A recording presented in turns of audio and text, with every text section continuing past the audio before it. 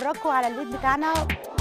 البيت زي كل البيوت المصرية هو ده المكان اللي دايما بنستقبل فيه ضيوفنا. الناس بتتعامل مع بعضها ازاي؟ الناس بتعمل صبرات ولا بقول حمقي هون لازم يرجع. بقى امر واقع. كنت في مدرسة فقدت الأمل. افصل. بالصدفة طلعنا أنا وسلمى جيران. تاني مكان معانا في البيت أوضة النوم.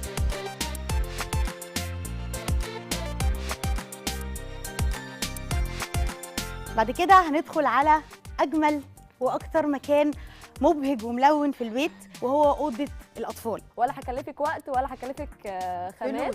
يعني بدل ما تشتروا الحاجة جاهزة هاتوا الخامات واعملوها انتوا في البيت. المكان المفضل ليا في كل بيت المطبخ. ما اقولكش تعبنا فيها. قلبيهم بايديكي عشان خاطر كله يبقى مع بعض. في تورته ما تقلقش. الموت والاستشهاد عشانها ميلاد وكلنا عشاق وكلنا عشاق ترابها النبي. البيت بيتكم نورتونا.